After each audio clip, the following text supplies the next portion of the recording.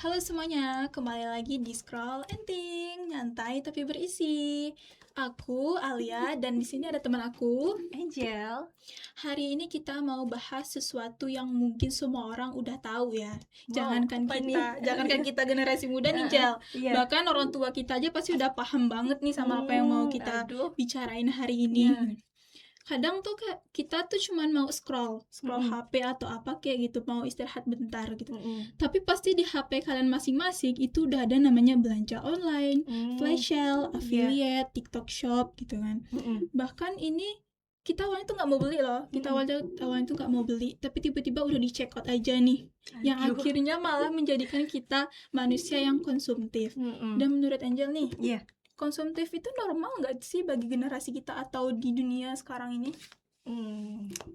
Tentunya ini menarik sekali ya dibahas ya, karena jangankan orang lain, kita aja sendiri masih melakukannya ya kan. Tapi nih ya Alia, menurut aku konsumtif itu sebenarnya bisa dikatakan normal dan enggak juga, karena jika dilihat dari tergantung situasinya sih, tergantung kondisinya juga gitu. Karena ya kita aja nih pasti ya ketika kita lagi nge-scroll TikTok terus lewat barang dan yang awalnya mungkin kita sebenarnya nggak butuh dan lagi nggak pengen juga, tapi karena terus lewat itu dan akhirnya kita check out kan. Nah itu sih sebenarnya yang menjadi landasan awal kenapa konsumtif itu sebenarnya nggak normal gitu, nggak baik. Karena ya pasti juga pendengar sekarang juga mengalaminya ya kan. Tapi aku pernah dengar sih, Jal, katanya kalau kita mau beli barang, Iya. itu tuh kita tunggu aja deh sehari maksimal minimalnya gitu. Oh. Mana tahu besok awalnya jadi beli sekarang, besok Iya. oh berarti ini nggak perlu deh, nggak usah dibeli gitu. Nah, ya tapi nih ya Ci, masalahnya algoritma TikTok tuh pintar banget nih gitu. Mereka tuh tahu apa yang kita cari, apa yang kita lagi pengen suka. Nah, mereka tuh tahu gitu. Akhirnya itu yang terus lewat gitu. Bahkan ya apa yang sedang kita inginkan aja mereka tahu gitu. Nah, ini mungkin yang menjadi target dari pengelolaan dan juga pemanfaatan SDA yang tentunya ketika kita men-check out barang tersebut, nah itu pasti akan menyebabkan sebenarnya kita nggak butuh nih gitu, karena kita hanya inginkan. Tentunya kita pemakaiannya itu juga sebentar kan, nggak jangka panjang nih. Nah, Jadi malah mubazir ya. iya, jadi malah mubazir dan bisa menyebabkan limbah ya kan. Nah itu sih sebenarnya masalahnya gitu. Ya teman-teman, jadi kadang kita tuh beli bukan karena butuh, tapi karena ingin aja gitu, misalnya lucu atau apa kek gitu, atau FOMO deh. Iya betul banget. Kan tadi kita udah bahas terkait belanja online, TikTok Shop atau yang lainnya. Sekarang itu ada namanya fenomena check out culture. Itu tuh sebenarnya bagus gak sih, Jel, untuk kita atau hanya memperbanyak limbah? Nah, menarik ya budaya ini, karena check out culture ini kalau untuk sekarang ya kita lihat di kondisi sekarang, check out itu sebenarnya dianggap sebagai pencapaian nih bagi kita Gen Z ini. Tapi nyatanya dulu itu dulu tuh orang dengan menabung itulah yang mereka anggap sebagai pencapaian gitu. Tapi berbeda dengan sekarang, check out itu suatu pencapaian gitu. Keranjang kuning banyak itu kebanggaan juga gitu dari kita sendiri ya kan.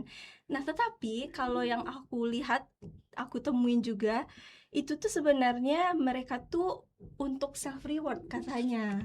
Nah itu sih sebenarnya yang membuat kenapa fenomena check out culture itu merebak untuk saat sekarang ini. Apalagi sekarang itu stres dikit. Nah iya betul banget, stres dikit belanja, check out, gajian check out, gajian pun tetap belanja. Itu kan sebenarnya jujur makanya kami sebagai mahasiswa pun gitu ya. Iya, tapi ya itu sendiri gitu, kenapa fenomena check out culture ini sangat, ya sekarang memang benar-benar apa-apa check out gitu. Nah yang ini nih yang menjadi masalahnya, orang-orang tuh ketika semua itu harus dijustifikasi dengan self reward gitu. Dengan check out tadi kita beranggapan oh self reward. Nah gitu tuh, itu yang menjadi masalahnya kenapa fenomena check out culture ini ya berkembang dan ya sampai sekarang. Tapi sebenarnya nggak bagus juga nggak sih, Jel? Kayak apa-apa di check out, apa-apa dibeli gitu betul. Kan. Selain checkout Ninjal, sekarang itu ada istilah fast fashion. Fast fashion ini gimana sih? Itu tuh bisa nyebabin limbah atau malah meningkatin perekonomian? Nah gini, fast fashion itu pakaian cepat ya. Nah, kalau untuk dari bagaimana pemakaian kita dan bagaimana kita mengontrol diri kita, sebenarnya itu bagus ya. Karena contohnya nih, kita thrifting baju gitu kan. Dengan itu kita kan bisa menggunakan pakaian yang ya maksudnya tuh yang affordable lah untuk kita gitu kan. Tapi masalahnya orang-orang nih gila-gilaan nih sekarang, just tip yang itu kan. Nah, itu sebenarnya yang membuat bagaimana fast fashion ini bisa menyebabkan limbah ya kan. Karena yang seperti kita bahas tadi, kita sebenarnya tidak butuh, tapi kita pengen aja tuh iya gitu. Kita FOMO-FOMOan nih beli gitu kan. Nah itu yang sebenarnya menyebabkan fast fashion ini nanti tentunya bisa menyebabkan limbah gitu. Karena pakaian yang sekali pakai dan yang itu kan ya bisa menyebabkan limbah ya kan. Jadi menurut Angel nih, pertanyaan random aja nih, Angel lebih milih beli sesuatu yang mahal tapi dia kualitasnya bagus gitu, kayak tahan lama gitu, atau milih barang misalnya kayak baju yang murah tapi bisa diganti-ganti gitu? Mungkin kalau untuk kita ya sebagai mahasiswa ya, uang jajan kita yang tidak seberapa, mungkin aku bakal milih yang murah tapi sekali pakai gitu. Tapi karena kita sekarang udah tahu nih bagaimana fast fashion itu, tentunya kita menginginkan yang cukup sekali aja kita beli, tapi itu bisa untuk jangka panjang gitu. Nah, jadi kan secara nggak langsung nih fast fashion ini malah nyitain limbah. Karena teman-teman bisa kita tahu bahwa Indonesia ini salah satu penyumbang limbah pakaian terbesar di dunia. Betul.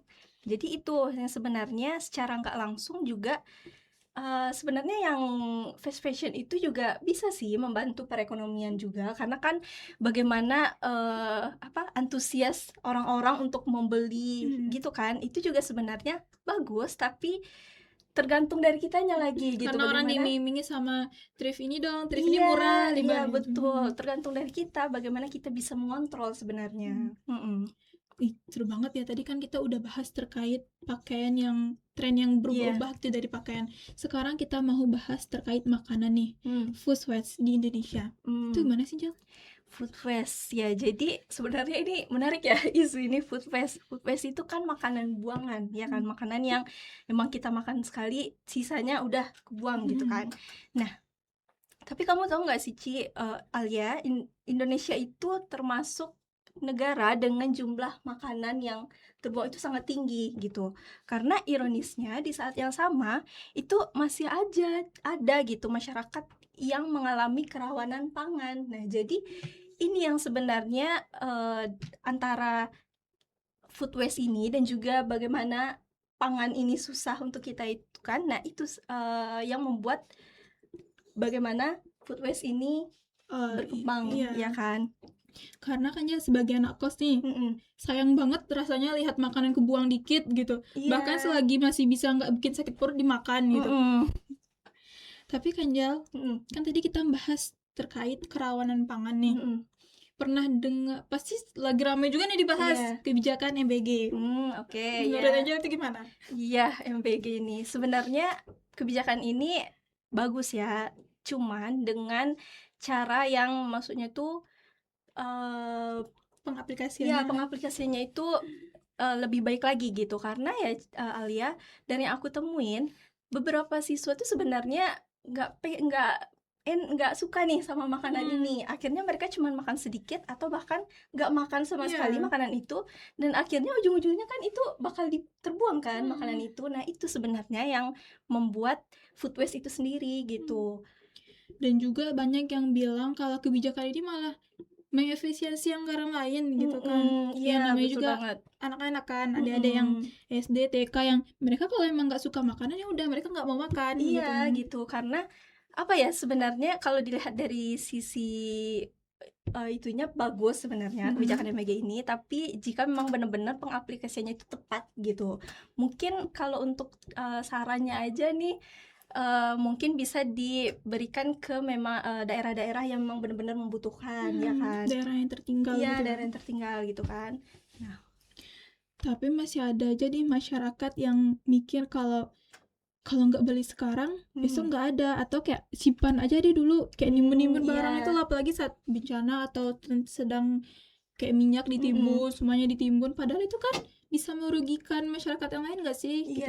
Betul. Kayak kecemasan sesaat aja gitu yang akhirnya merugikan. Tadi kan kita udah bahas terkait pakaian dan makanan. Sekarang kita mau bahas sesuatu yang baik deh, yaitu terkait greenwashing, yaitu bisa jadi strategi yang marketing yang ramah lingkungan atau hanya sekedar iklan aja gitu. Oke. Jadi ini menarik sekali ya greenwashing ini, yang mana sebenarnya greenwashing ini tergantung bagaimana kita masyarakat bijak dan kritis memilih suatu produk. Yang seperti yang kita tahu juga ya, greenwashing ini yaitu ketika perusahaan itu tuh terlihat ramah lingkungan dalam iklannya.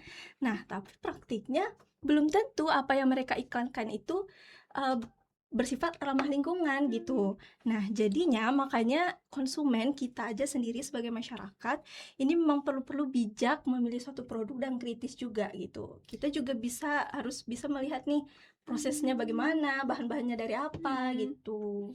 Kan kemarin ada juga tuh isu terkait kalau pakai plastik ini bisa kok terurai, tapi nyatanya cuman malah nambah limbah, guys, itu. Betul. Terus akhirnya juga ada tuh kebijakan terkait Nutri-Level deh katanya. Oh iya, aku tahu ya. Jadi Nutri-Level itu kebijakan yang dimana pemerintah itu mengharuskan setiap produk itu harus diberi label kadar gula yang tinggi, ya kan? Yang aku tahu ya. Nah, itu tuh sebenarnya bagus sekali ya kebijakannya, cuman ya memang benar-benar masyarakat kita ya harus bijak lagi memilih produk itu, makanan gitu. yang mau dibeli. Karena seperti yang kita tahu juga, Indonesia kan salah satu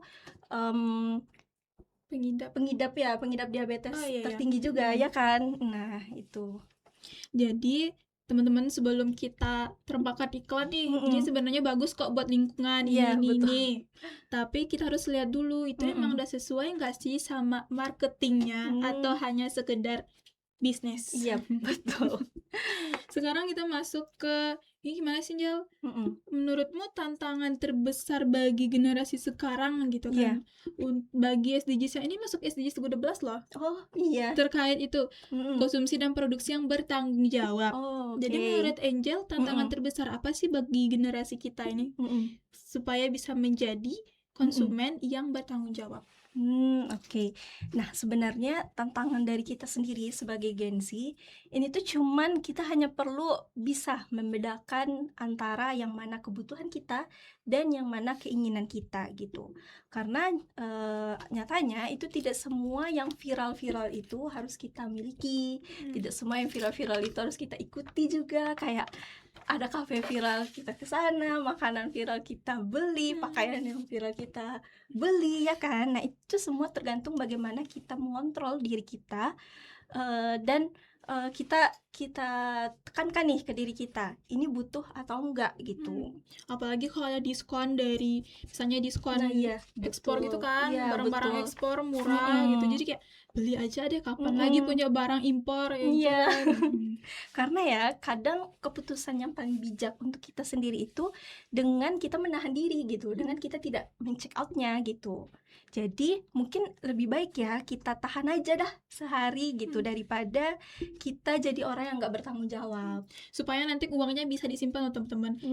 Ya betul. Apalagi untuk dana pensiun kan. Ya untuk kita juga ya kan. Untuk kita sebagai mahasiswa akhir nih, mahasiswa akhir untuk wisuda nanti gitu kan.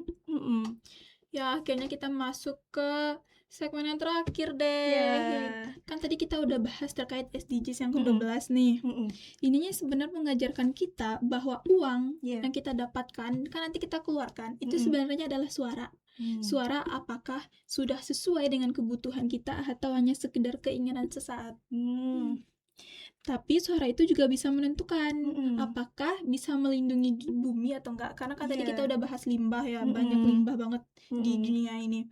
Jadi apakah fast fashion atau yang tadi itu menjadi dunia yang lebih berkelanjutan atau dunia yang terus mengejar konsumsi tanpa batas? Betul banget. Karena pertanyaannya bukan lagi mampu membeli atau enggak, tapi mampu menahan atau menjadi manusia yang konsumtif. Oke, sekian dari diskusi kita hari ini. Terima kasih udah nemenin kami ngobrol. Saya Alia. Aku Angel. See you next video. Bye-bye.